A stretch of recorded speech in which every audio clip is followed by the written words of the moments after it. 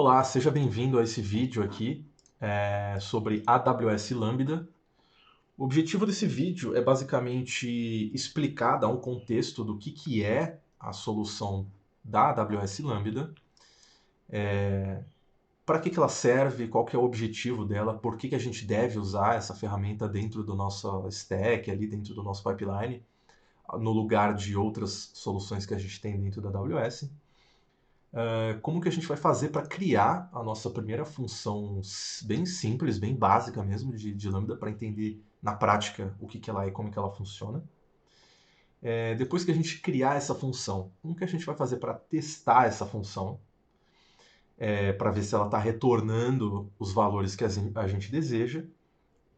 Ela retornando esses valores que a gente deseja, como que a gente faz para consumir essa função Lambda? E no final, a gente vai falar aqui um pouco sobre a questão de custos do Lambda. Porque dentro da AWS a gente tem a camada gratuita, o Lambda ele é uma solução bem barata, mas é claro que conforme você for escalar, ela vai ter um custo. Então, basicamente, o que é o AWS Lambda? Ele nada mais é do que um serviço de computação serverless, ou seja, sem servidor, da AWS. Lembrando que serverless, apesar de ter esse nome, não é que não existe um servidor processando computando a tua função. É só porque você não precisa gerenciar essa arquitetura. E ele é feito sob demanda para tarefas que sejam curtas e reativas, né? Reativa no sentido, em que sentido, né? Ela vai ser acionada assim que algum evento for disparado. Então esse acho que é o primeiro ponto principal para entender o que é o Lambda. Ele é um serviço de processamento reativo. Ele vai reagir a alguma coisa que for acontecer. Tá? Ele basicamente executa o código sem que você precise gerenciar um servidor e ele escala automaticamente de centenas a milhares de execuções por segundo. Isso que está associado à questão do serverless. Né? Então, para quais cenários, né, para que serve em geral o AWS Lambda? Para que a gente vai utilizar ele? Principalmente para APIs e microserviços, então para fazer a criação de backends que respondem instantaneamente a algum tipo de requisição web, para automação de tarefas, ou seja, quando eu executar alguma ação, alguma outra coisa vai acontecer. Um exemplo disso é você redimensionar uma imagem assim que ela é salva no S3. Então a gente tem dois exemplos aqui. O primeiro exemplo que eu coloquei, esses são exemplos diferentes do que a gente vai construir para que a gente tenha uma perspectiva mais ampla das possibilidades. Então aqui o exemplo 1. Imagina que um usuário vai lá e faz o upload de uma foto no nosso aplicativo. Quando ele fizer o upload dessa foto, o upload é o evento. E o que vai acontecer? O Lambda ele vai ser ativado assim que ele receber, que o S3 receber essa foto. Ou seja, o upload foi feito, a foto é o evento. Né? O upload da foto é o evento, o Lambda detecta isso e é ativado. Ele pega essa foto que foi feito o upload, né, S3, e aí pode, por exemplo, criar 3 versões dessa imagem, pequena, média e grande. Para quê? Para fazer. Imagina que você tem um aplicativo. Essa imagem que foi feita o upload, uma delas vai para virar a foto de perfil ali do usuário, a outra para virar uma foto de capa, e a outra, a grande, vai virar uma, enfim, algum ícone dentro do aplicativo, certo? Um exemplo 2 que a gente tem aqui é um cliente, ele clica em comprar dentro de um site, e quando ele realiza o clique, esse clique é o evento. Uma vez feito o clique, o Lambda é ativado. E aí ele valida qualquer coisa que você queira. Aqui, por exemplo, você pode validar estoque, pode processar o pagamento e enviar um e-mail de confirmação. Então é basicamente isso. Tem uma ação, alguma ação externa, o Lambda detecta essa ação externa e executa X, certo? Tá, mas para que eu vou usar o Lambda ao invés de outros serviços ali da AWS, por exemplo, como o Glue ou o Airflow, né? Basicamente, qual que é a ideia? Se você precisa reagir a algum evento de imediato e executar uma tarefa rápida, você vai usar o AWS Lambda. Se você precisa transformar um volume grande de dados, de forma agendada, ou seja, de forma ativa ao invés de reativa, você vai usar uma plataforma como a AWS Glue, por exemplo. Agora, se você precisa gerenciar um fluxo, fazer orquestração, com várias etapas, dependências complexas e etc., aí você vai para um orquestrador como o Airflow gerenciado dentro da AWS, por exemplo. Então, acho que essa é a principal ideia de se entender para começar a usar o Lambda. Beleza? Então, vamos lá. A gente está aqui na AWS. Vamos criar a nossa primeira função Lambda. Para acessar o Lambda, você tem vários caminhos dentro da AWS. Aqui você tem os serviços que foram acessados recentemente. Você tem a sua bookmark aqui, os serviços salvos. Ou simplesmente pesquisar aqui na busca da AWS. Vamos para o Lambda. Vejam que eu já tenho uma função criada aqui, mas a gente vai criar uma função do zero.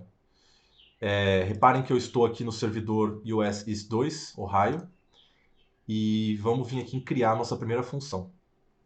Eu vou criar, você tem 3 opções de criação de função, a partir de um container de imagem, blueprint ou from scratch, do zero.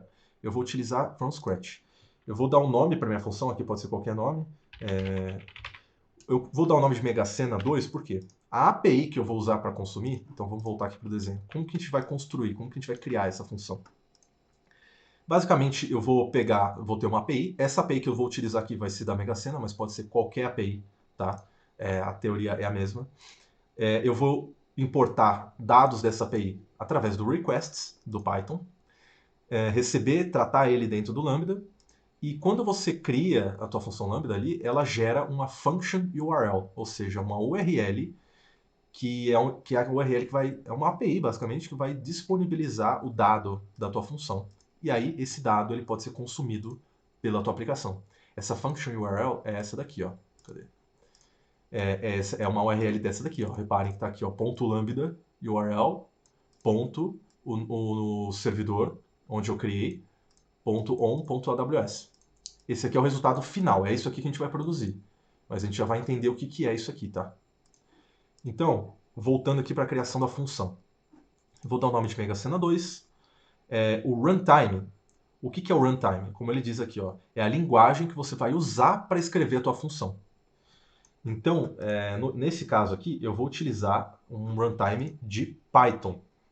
E aí eu vou pegar, vamos aqui, Python 3.13, 3.12. Vamos pegar o Python 3.12 aqui. E a arquitetura, a gente vai utilizar a arquitetura x86 ao invés da ARM. Aqui é o conjunto de instruções da tua arquitetura. Mas basicamente, de acordo com o que você escolher aqui, pode ter alteração no tipo de custo da tua função, tá? Basicamente, aqui na questão do runtime, o que eles são? Eles são os ambientes de execução que o AWS Lambda vai fornecer para que você possa rodar o seu código em diferentes linguagens de programação, né? Então você pode ver todas as linguagens que são suportadas aqui, tá? Eu estou escolhendo essa última versão do Python aqui e a linguagem, a versão da linguagem que você escolher vai criar uma dependência que a gente já vai entender mais para frente, mas é basicamente uma dependência de uma coisa chamada layers, tá? E também ela pode impactar o desempenho da sua função. Então, por exemplo, linguagens como Python e como Node, elas são mais rápidas para tarefas mais simples. Agora, se você utilizar linguagens como Java, por exemplo, que estão aqui, né? Você tem o Java desde o 11, você tem o 8, 11, 17 atualmente no momento da gravação desse vídeo. Elas vão ser o que você tem que levar em consideração? Essas linguagens elas vão ser mais lentas para iniciar, só que elas vão ser melhores no longo prazo, assim, para tarefas computacionais mais complexas. Então, isso é algo que você deve levar em consideração na hora de escolher teu runtime, beleza? Daqui a gente não precisa mexer em mais nada, eu simplesmente vou criar a minha função. Vamos ver aqui quanto tempo ele demora para criar a minha função. Beleza, isso aqui eu posso fechar. E aqui está o meu painel, o painel da minha função. Repara que então aqui a gente tem algumas coisas, né? Tem o overview da nossa função. A gente não tem ainda uma function URL. Por quê? Porque a gente precisa dar deploy no nosso Lambda para a gente receber a nossa URL. Temos algumas abas, aba de código, de testes, monitoramento, configurações, enfim. Aqui dentro da aba de código, ele já gera um código inicial, com uma estrutura básica de Lambda. E aí, a aplicação que a gente vai estar desenvolvendo é a seguinte. Então, essa primeira Lambda Function aqui, eu posso deletar tudo que está aqui dentro. E eu vou colar aqui a nossa função. Repara o seguinte. Então, isso aqui é uma função Python, tá? A gente está importando duas bibliotecas, a JSON e a Requests, certo? E aqui a gente está criando a nossa função chamada Lambda Handler, que recebe dois parâmetros. Dentro dela, a gente tem algumas variáveis. A variável de URL, ou seja, da onde a gente vai receber... Aqui é a API, tá? A URL vai ser a nossa API, basicamente. A URL pode ser qualquer API. No caso, o que acontece aqui?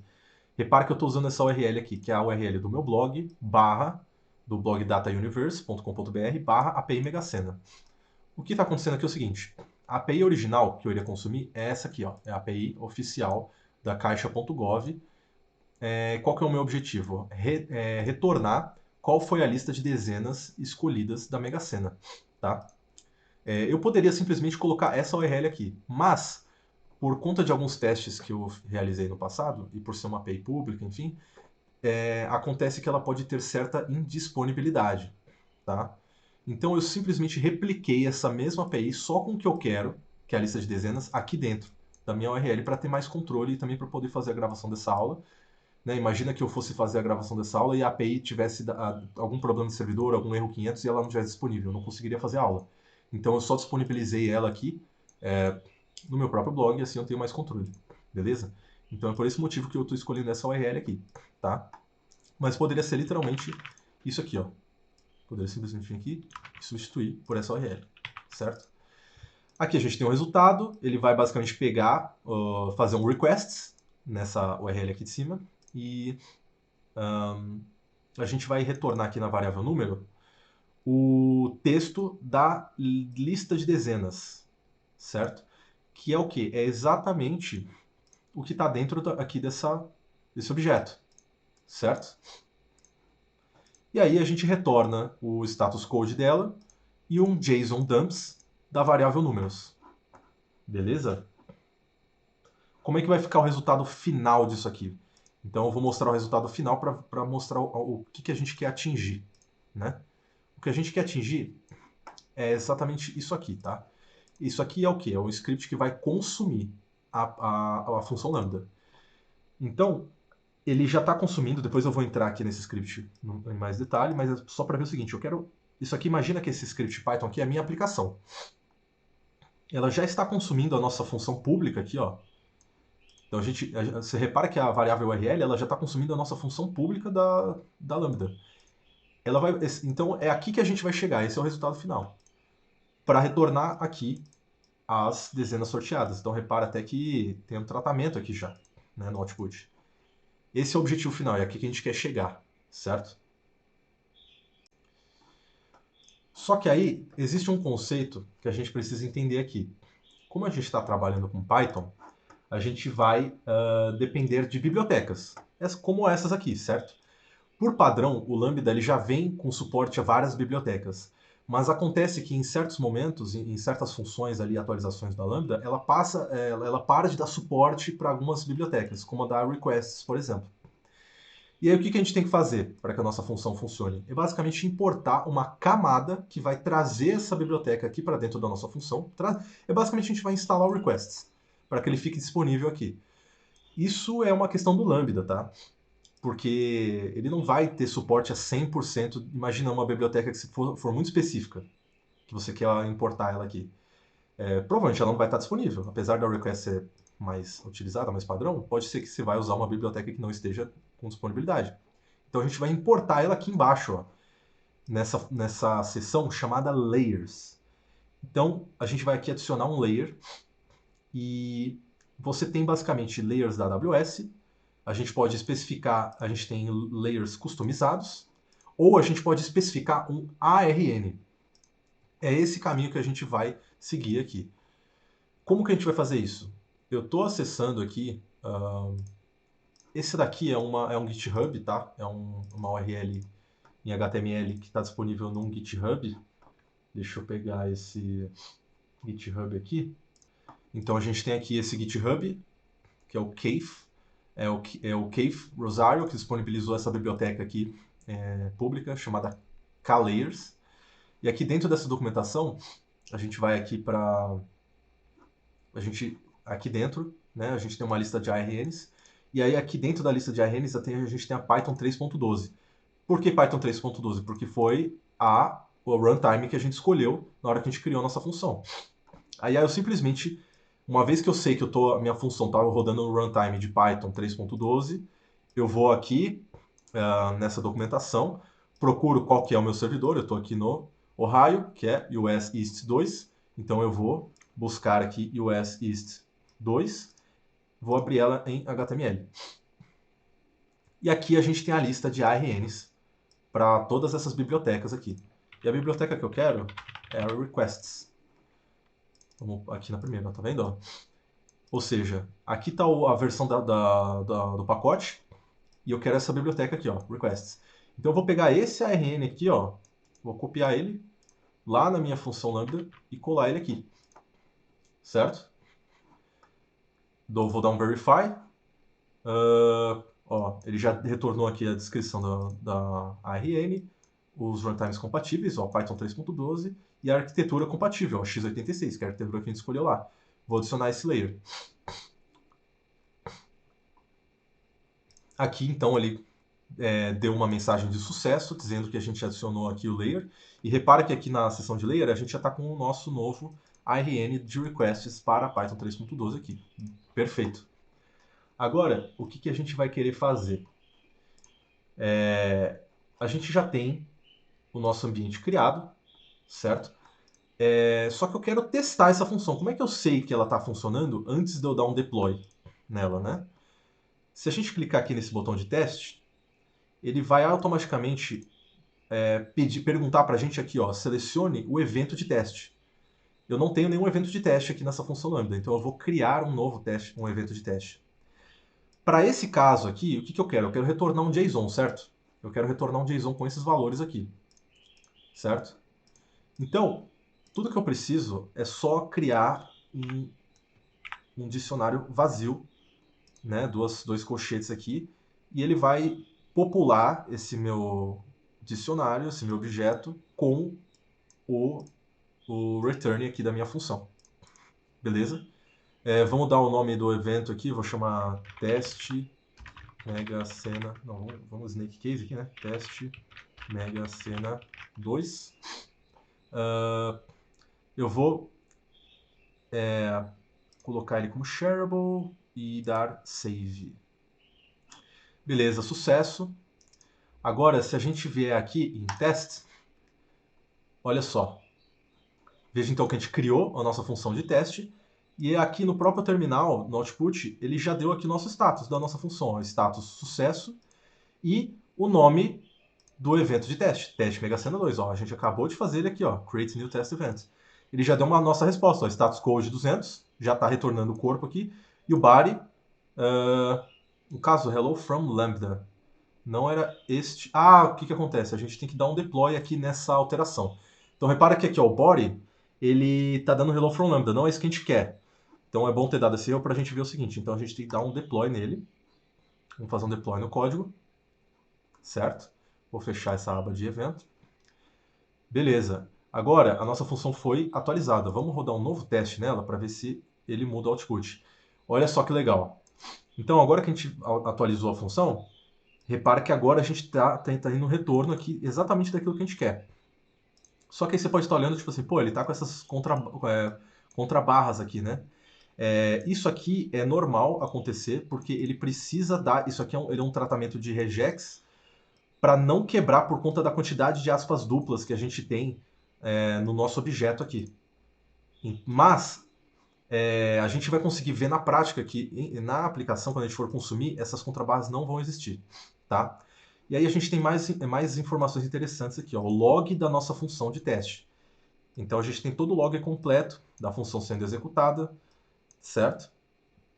A duração da função. É importante reparar nessa questão da duração, né, da função. Por quê? Porque você vai ser cobrado. Imagina que você está desenvolvendo uma aplicação e vai colocar ela em produção. Se você estiver utilizando Lambda, você vai ser cobrado também pela duração da tua função. Então é super importante entender, né, a questão de performance das suas funções. Essa aqui é uma função extremamente simples. E o objetivo do Lambda é tratar com funções simples mesmo. Não é para você fazer coisas extremamente pesadas e complexas. Não foi para isso que o Lambda foi desenvolvido. Então esse é um ponto importante de se observar quando você está fazendo o teste das suas funções. Maravilha. Agora que a gente tem a nossa função criada e funcionando, a gente vai precisar gerar a nossa function URL. Para quê? Para poder consumir o resultado da nossa função, certo? Como é que ela vai ficar? Essa daqui é uma function URL. Essa daqui é um exemplo de function URL, como eu mostrei no começo, de uma outra função que eu criei, só para ficar visível aqui, tá? Então é isso aqui que a gente precisa. Por quê? Porque a gente vai chamar essa URL na nossa aplicação e aqui a gente vai consumir o dado que está disponível nessa API aqui, certo? Como que a gente faz isso? A gente vai vir aqui dentro da parte de configurações e na aba de configurações a gente tem um painel à esquerda com a opção de Function URL, certo? A gente simplesmente vai vir aqui em criar uma função. O correto, é óbvio, é você sempre criar uma autenticação utilizando o IAM da Amazon, da AWS, certo? Nesse caso aqui, a gente não vai colocar nenhum tipo de autenticação, porque, obviamente, não é o indicado, mas é simplesmente para fins didáticos, para a gente ver, para a gente consumir aqui, depois a gente vai deletar essa função, a gente não vai criar uma aplicação com ela. Então a gente não precisa criar uma autenticação complexa aqui, tá? Vou dar um save e veja que, pronto, a gente já tem a nossa function URL disponível. Eu vou clicar nela aqui e olha só que legal, pronto. Temos uma nova function URL, como você pode ver aqui, ó. Olha só como a URL é diferente, tá vendo? Beleza? Eu vou até fechar essas aqui. Essa aqui a gente tá duplicado. A gente vou abrir ela aqui. Essa function URL. Opa. Beleza, às vezes ela pode dar esse errinho, tá? Só dar um F5. Perfeito. Vou copiar essa function URL. Agora imagina o seguinte.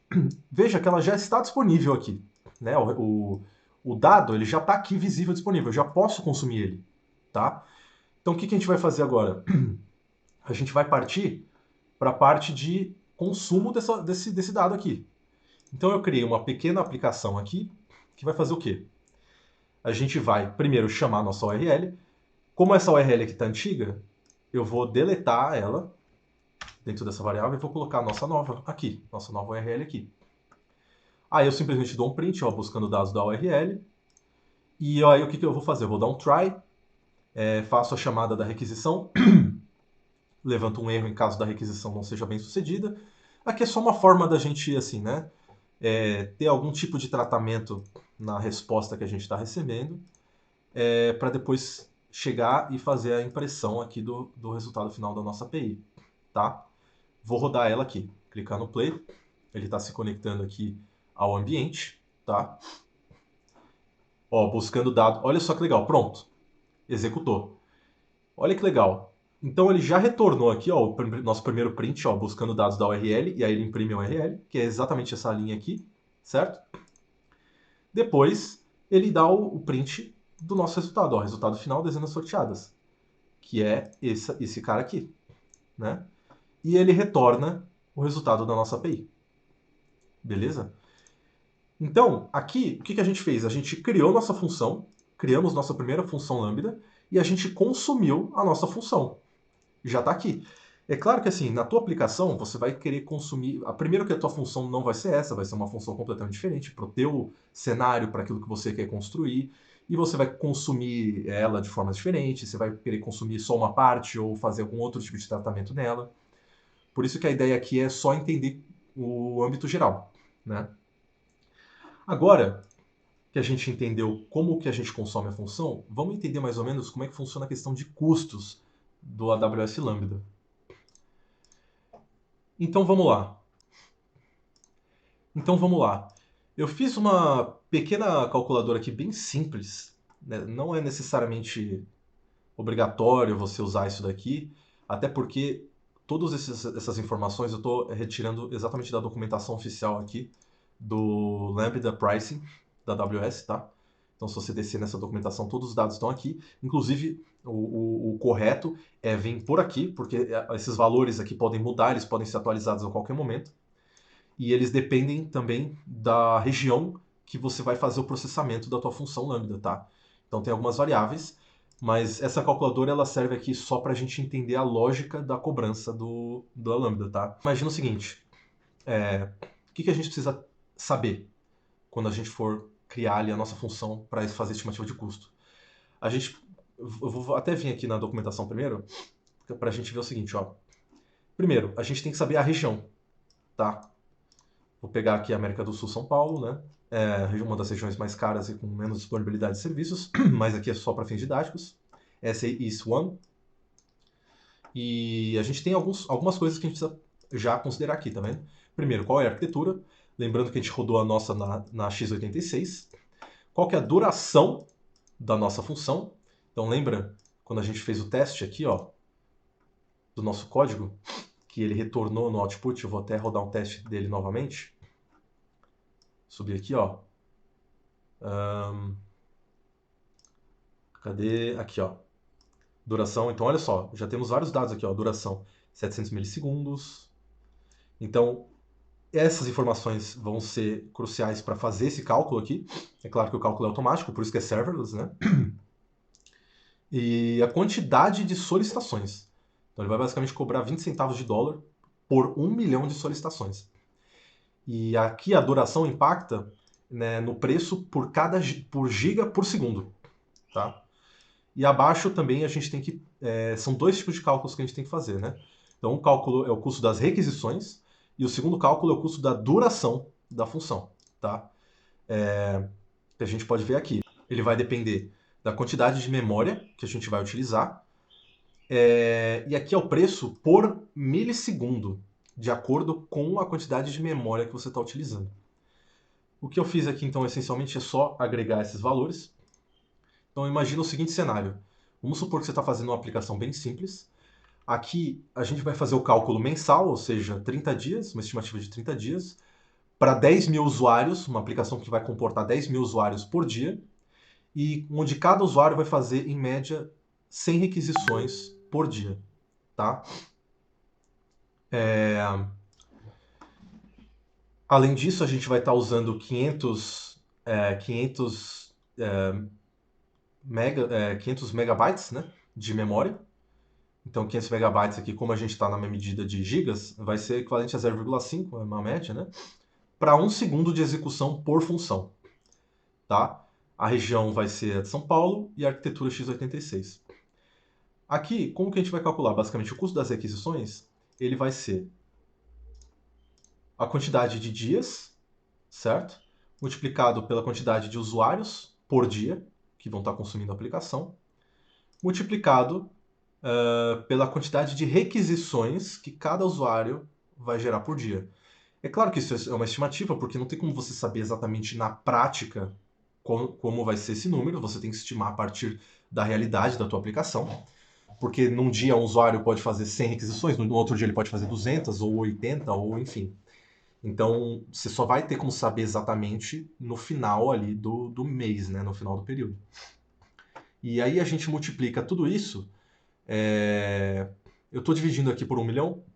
Por quê? Porque aqui, como a gente pode ver, o preço é por milhão. Tá? O preço é por milhão. Então, eu vou dividir por 1 milhão de solicitações e multiplicar pelo preço do milhão, que é 20 centavos de dólar, tá? Apesar daqui estar em reais, ele é em centavos de dólar, tá? Vamos alterar aqui. Dólar americano. Beleza? Aqui também é tudo dólar americano. Depois você vai ter que converter isso aqui para real ainda. Então, é claro, para você saber qual que vai ser essa estimativa em real, você tem que fazer esse cálculo exatamente no dia. Não adianta eu trazer aqui, porque o preço do dólar real ele varia todo dia, certo? Então você vai ter que fazer o cálculo disso daqui pelo real no dia que você for fazer a estimativa, né? Porque senão não dá para se basear pela data da gravação desse vídeo, certo? Então, o custo das requisições para essas características aqui dessa aplicação vai ser em média $6 por mês. Então, o custo das requisições ele é bem barato. Só que a gente precisa calcular também o custo de duração da computação, certo? Como que a gente vai calcular o custo da computação? Então, vão ser os 30 dias multiplicados pela quantidade de usuários por dia, pela quantidade de requisições que cada usuário vai gerar por dia.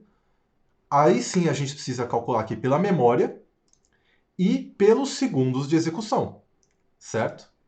E aí a gente multiplica tudo isso aqui, ó, por esse preço aqui, ó, certo? Por quê? Porque esse é o preço em dólar por giga por segundo, certo? E isso vai dar um total de $250, certo? Então, quando a gente soma os $250 de computação mais $6 de requisição, a gente vai no final do mês ter uma conta de $256 para pagar só do serviço da AWS Lambda, tá? Então vão ser $256 de custo de Lambda, perfeito? Então, é dessa forma que a gente faz a estimativa de custos aqui, beleza? Bom, é isso. Espero que eu tenha auxiliado, espero que tenha ficado claro a explicação. Dúvidas você pode colocar aqui nos comentários que eu irei responder. E se você tiver necessidade, pode entrar em contato comigo pelas minhas redes sociais ou pelo meu site, que vai estar tudo na descrição do vídeo. Muito obrigado.